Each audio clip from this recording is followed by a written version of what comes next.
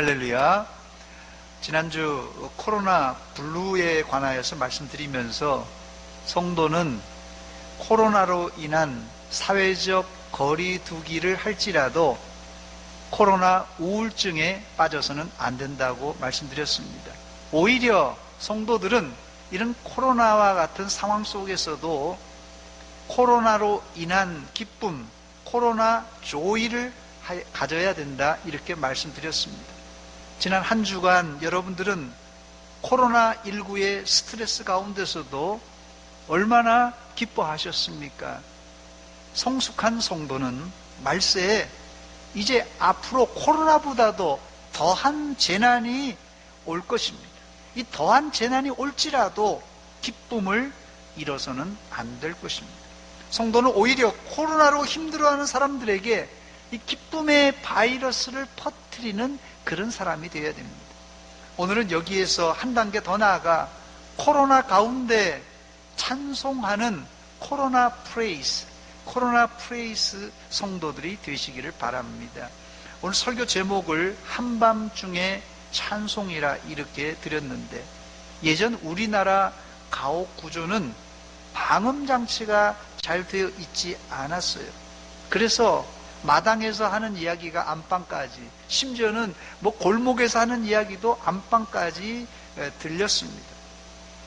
그래서 웬만하면 한밤중에는 조용조용 이야기해야만 했습니다.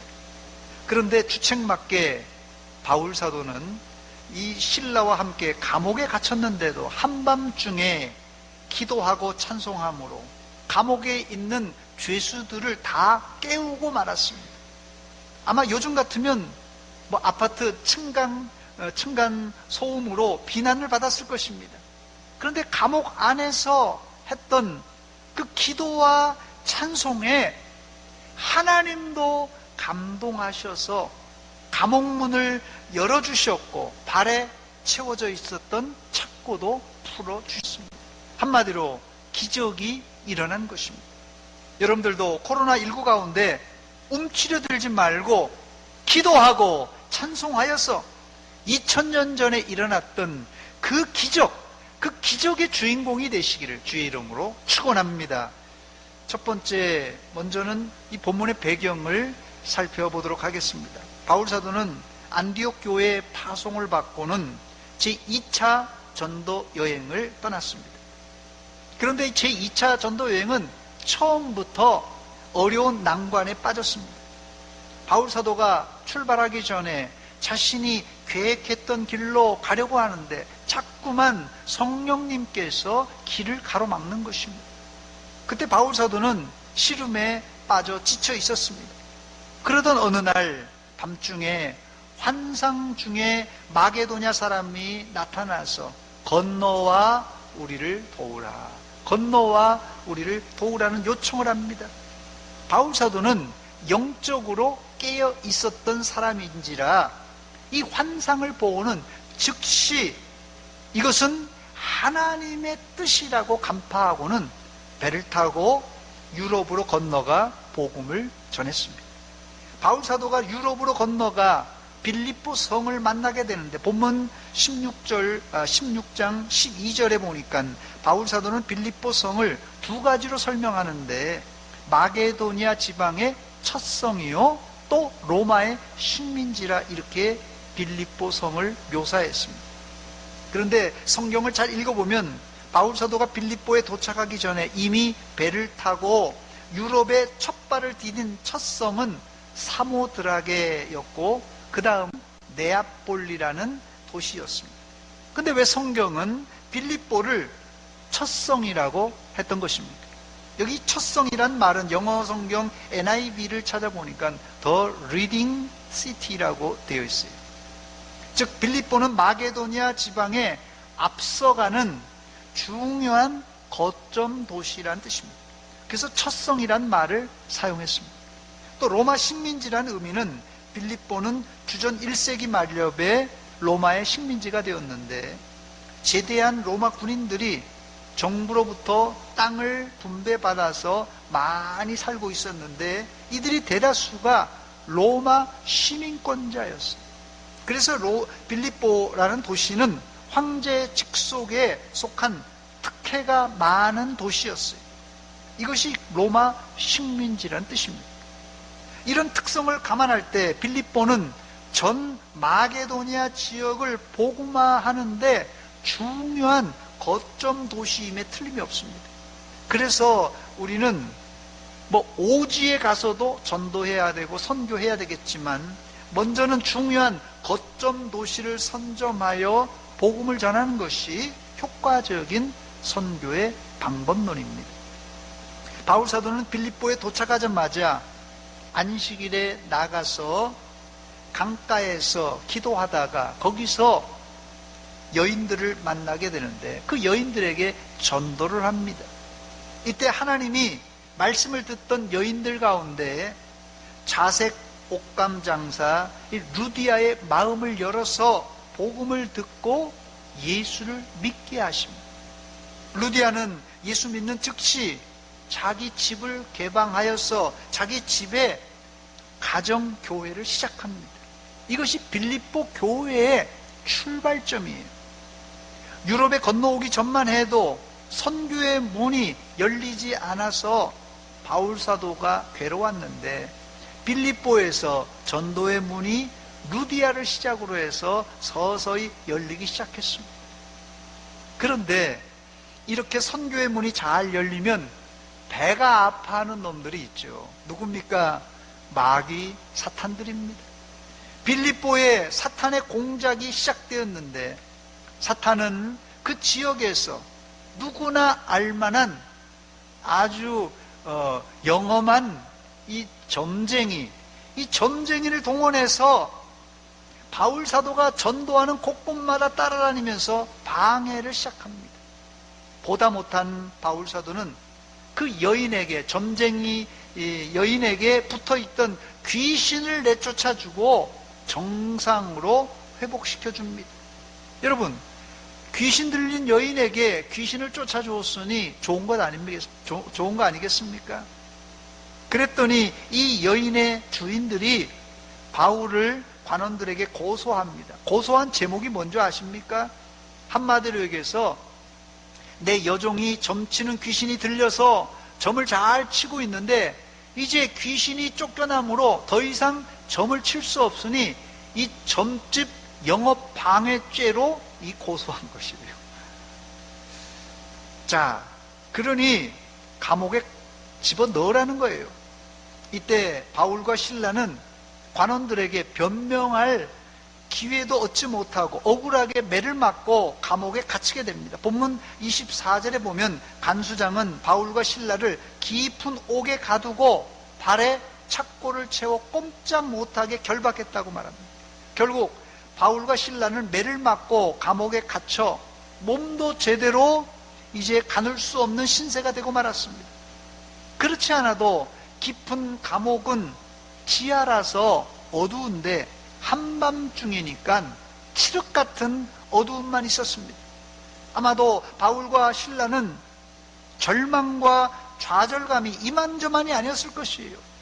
바울 사도가 아시아에서 마게도냐인의 환상을 보고 마게도냐인을 전도하려고 아시아에서 유럽까지 바다를 건너왔는데 기껏 전도하다가 점치는 귀신 들린 여인을 고쳐주었더니 고맙다는 말 대신 매로 때리고 감옥에 집어넣는 것, 이거 해도 너무한 것 아니겠습니까? 바울과 실라는 너무너무 억울했습니다. 그런데 여러분, 억울한 상황에서 성도는 처신을 잘 해야 합니다. 억울한 상황에서 성도는 처신을 잘해야 돼요. 두 번째, 그렇다면 이런 억울한 상황에서 바울과 실라는 어떻게 행동했습니까? 본문 25절에 보니까 한밤중에 바울과 실라가 기도하고 하나님을 찬송하며 죄수들이 듣더라 했습니다.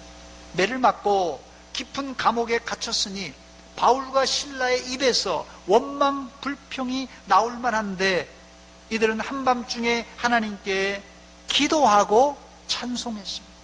어쩜 한밤중에 감옥에 갇혀 기도하고 찬송하는 소리는 감옥에 갇혀있는 죄수들에게도 아마도 청승맞게 들렸을 것입니다. 그러나 이들이 잔잔히 하나님을 부르는 기도와 찬송은 고요한 감옥을 울렸고, 심지어는 하늘의 하나님의 마음을 움직여서 큰 지진을 일으킵니다. 본문 26절입니다. 이에 갑자기 큰 지진이 나서 옥토가 움직이고 문이 곧 다 열리며 모든 사람의 메인 것이 다 벗어진지라 그랬습니다. 하나님의 응답이 즉각 임했습니다. 땅이 흔들리고 옥토가 움직여 감옥문이 열리고 모든 사람의 착고가 다 풀려지는 역사가 일어났습니다. 전 여기서 기적보다는 바울과 실라의 행동에 초점을 맞추고 싶습니다. 저도 저 자신을 잘 몰랐는데 급작스러운 일, 황당한 일을 만나고 나서야 비로소 제 속을 안 적이 여러 번 있습니다. 이처럼 사람은 황당하고 당황스러운 일을 만날 때 이 속마음이 드러나는 법이에요. 바울 사도도 구전 기록에 의하면 성격이 조용하거나 온순한 성격은 아니라고 기록되어 있습니다. 바울의 성격이 전승에 의하면 성마른 편이라고 되어 있는데요. 이 성마른 편, 이 성마르다는 말은 성격이 참을성이 없고 불같다라는 그런 성격이 성마르다라는 뜻입니다. 이런 성마른 사람이 억울하게 감옥에 갇혔으니 어떻게 행동하겠습니까? 막 주먹으로 벽을 그냥 꽝 치면서 분풀이를 하든지, 간수에게 억울하다고 호소하든지, 아니면 욕을 하든지, 과격한 말과 행동을 얼마든지 할 수 있는 상황입니다. 그런데 어떻게 그런 성격을 가진 바울이 감옥에 갇혀 밤 12시에 조용히 기도하고 청승맞게 찬송할 수 있었던 것입니다. 바울의 어쩜 본바탕은 성말랐는지 모르지만 그가 다메섹 도상에서 예수님을 만나고는 그의 성품이 예수님을 닮아가는 온유하고 겸손한 성품으로 점점점 바뀌어 나갔습니다. 그래서 저는 예수 믿으면 그냥 믿는 것이 아니라 예수를 제대로 믿으면 어쩜 내가 태어난 본바탕은 안 변할지라도 불같은 성품을 조절할 수 있는 그 능력이 생기게 된다는 말씀입니다. 이게 넓은 의미에서 성화입니다. 성화. 아무 죄 없이 매를 맞고 감옥에 갇히면 예수 믿고 안 믿고를 떠나서 억울하고 화날 거 아니겠어요? 예수 믿는 사람도 화가 나면 화를 낼 수가 있습니다. 그러나 예수 믿는 사람은 예수 믿지 않는 사람과 똑같이 화를 내서는 안 되고, 화를 내도 화를 조절할 줄 아는 사람이 되어야 됩니다.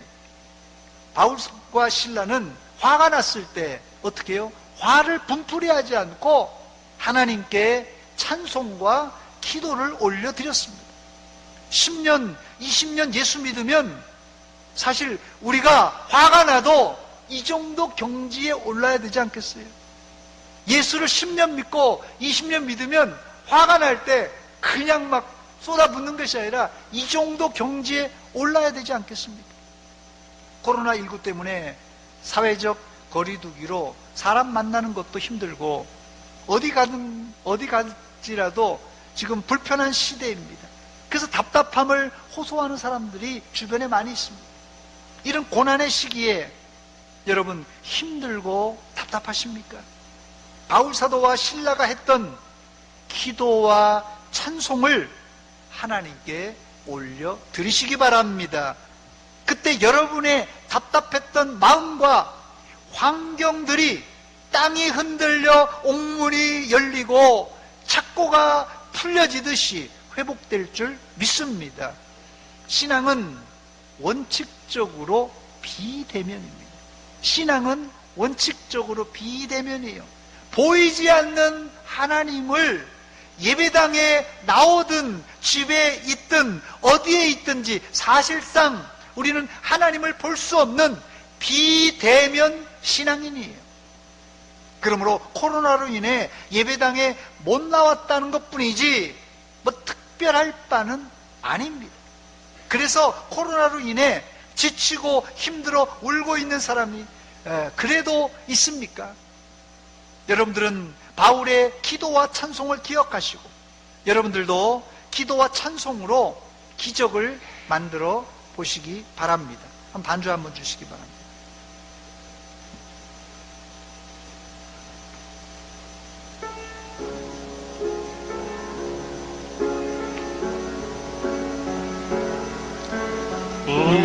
울고 있는 형제여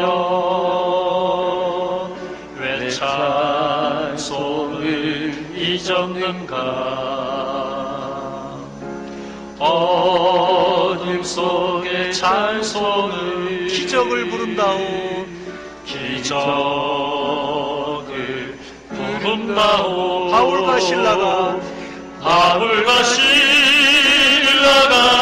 빌립보 감옥의 문을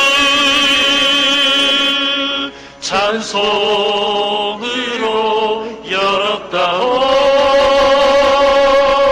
고통의 문을 찬송으로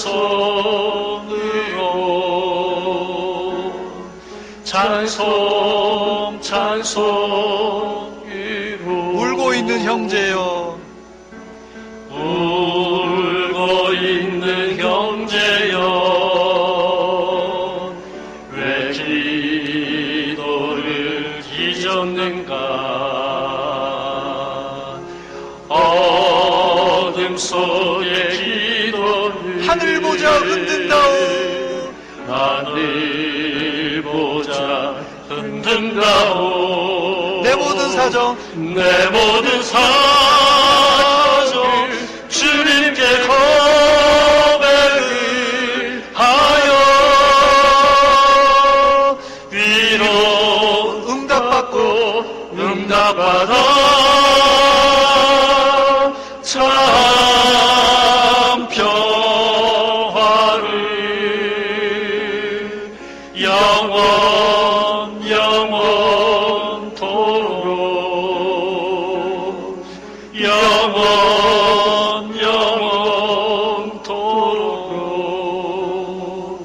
할렐루야. 기도하고 찬송할 때 여러분 안에 있던 염려, 걱정, 근심, 코로나 우울증까지 다 날아갈 줄 믿습니다. 여러분들은 코로나 우울증 대신 코로나 조이, 코로나 기쁨으로 충만하시기를 축원합니다.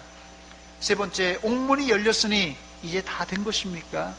보통 사람들은 이거 문제 해결됐으니까 다 잘 됐다 이렇게 생각하는데 하나님은 보통 사람들은 이 기적이 일어나고 닫힌 옥문이 열리기만 하면 다 된 줄 아는데 옥문이 열린 이유가 그 이유가 더 중요합니다. 빌립보 감옥에서 기적이 일어난 이후에 어떤 일이 벌어졌습니까, 여러분? 우리가 상상하지 못한, 바울 사도도 상상하지 못했던 일이 벌어졌는데 하나님은 간수장과 그 가족들을 구원하십니다.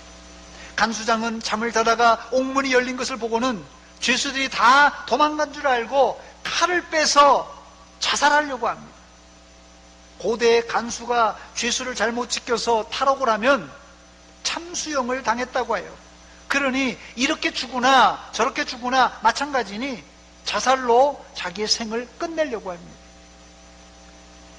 이때 바울 사도는 간수장을 막아섭니다. 본문 28절에 보니까 바울이 크게 소리질러 이르되 내 몸을 상하지 말라 우리가 다 여기 있노라 그랬어요.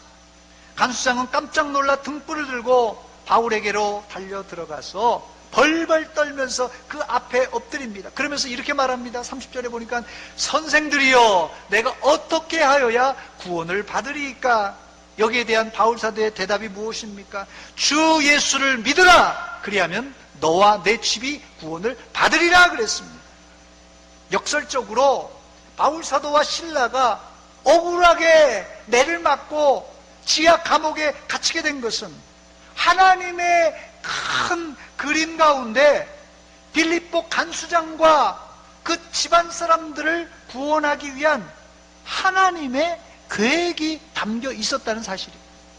이 얼마나 아름다운 일입니까? 어쩜 우리가 당하는 코로나19 바이러스, 지금 고난을 당하고 있는데 이 고난으로 인해서 하나님의 큰 구원의 계획이 이루어진다면 이런 고난쯤이야 우리가 얼마든지 견뎌야 되지 않겠습니까? 누군지 몰라도 우리 주변에 문화동과 산성동과 유천동, 대전시 안에 하나님이 빌립보 간수장 같은 사람을 숨겨두셨는지 누가 알겠습니까? 그러므로 여러분, 믿는 자들은 우리가 현재 당하는 불합리한 일에 대하여서 불평, 원망만 할 것이 아니라 하나님의 큰 계획을 기대하며 잠잠히 참고 인내해야 할 것입니다. 지금 전문가들은 코로나 이후의 시대는 사회가 완전히 바뀌어서 우리가 상상하지 못할 사회로 진입할 것이라고 예측하고 있습니다. 그러나 저는 목사로서 영적인 측면에서는 이제 완연하게 말세에 접어들었고 주님 오실 날이 더 가까워졌기 때문에 우리에게도 하나님에게도 시간이 없습니다. 빌립보 간수장같이 절망 중에 삶을 끊으려고 하는 사람들이 우리 주변에 얼마나 많은지 몰라요. 대한민국 자살률 1위입니다 지금. 뭐 대전시도 예외가 아니에요. 바로 이런 사람들을 구원해야 될 책임이 바로 우리에게 있는 것입니다.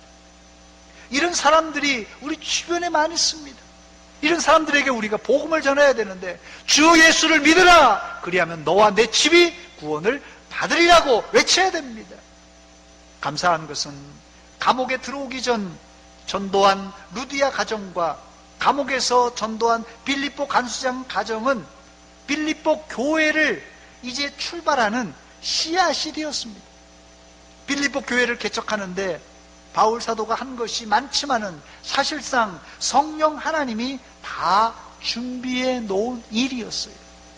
처음 바울 사도가 아시아를 전도하려고 했을 때 그 길을 막은 것도 성령 하나님이셨고, 환상 중에 마게도냐 사람들이 나타나서 환상을 보여준 것도 하나님이 하신 일이고, 빌립보에서 전도하여 루디아를 회심시킨 것도 하나님이 하신 것이고, 심지어 매를 맞고 깊은 감옥에 내려간 것도 다 하나님의 작품이었습니다.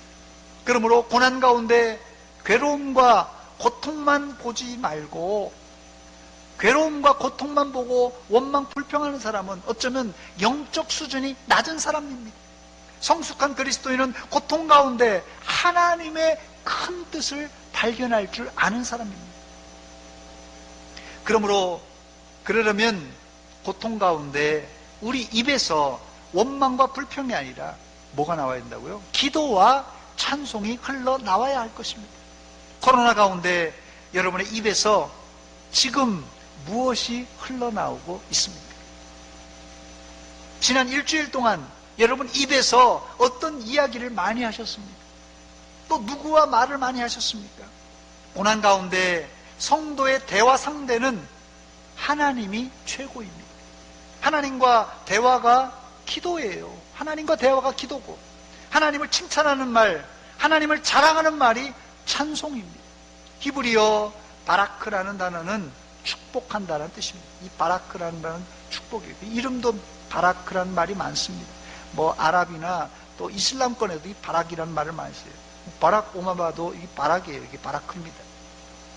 바라크는 축복한다는 말이에요. 그게 좋은 말이니까 복자는 외국 사람들도 복자를 많이 써요. 바라크.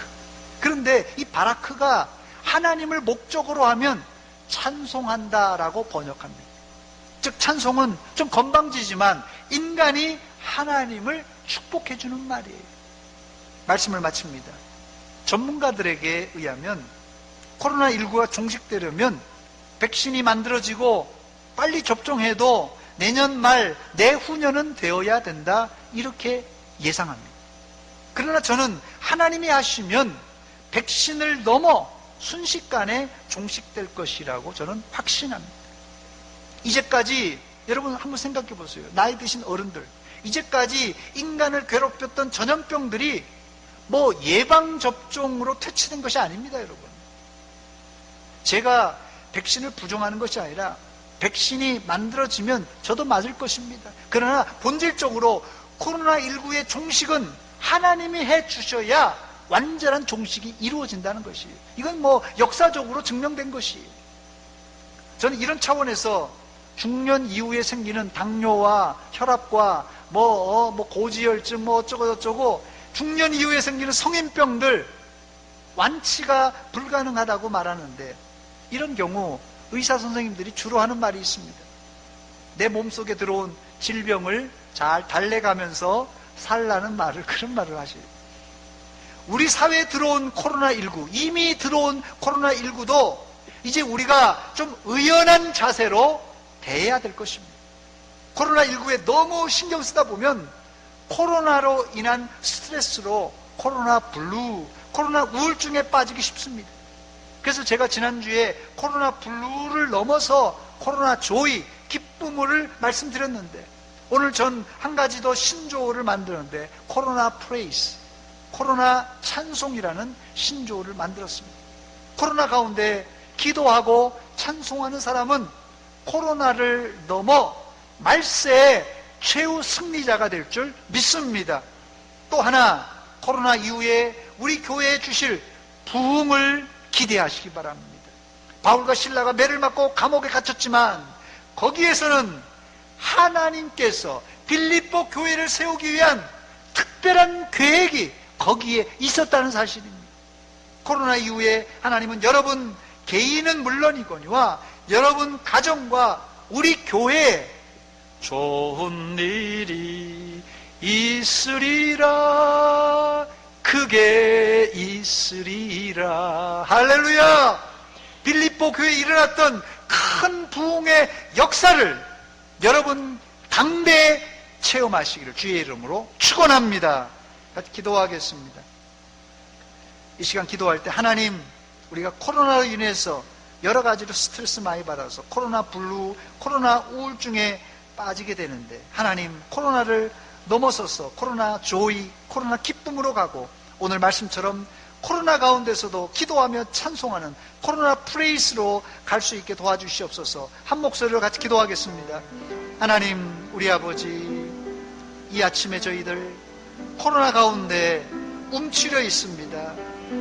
하나님의 말씀을 듣고 우리 마음이 풀리고 우리 영혼이 풀리고 우리 생각이 주님을 향하게 됩니다. 하나님, 이 시간 간절한 마음으로 하나님 말씀 받았사오니 이 말씀 붙들고 우리가 이 험악한 상황 가운데, 어려운 상황 가운데 잘 극복할 수 있는 지혜를 허락하여 주시옵소서. 능력을 허락하여 주시옵소서.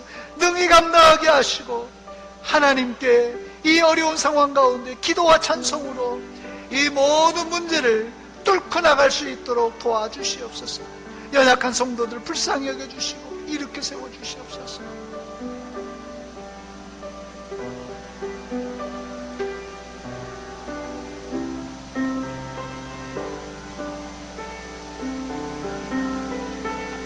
하나님, 우리 아버지, 오늘 코로나19 상황이 길어지면서 우리 모두가 피로도가 있고 우리 마음이 우울해지고 답답한 마음을 가지고 나왔습니다.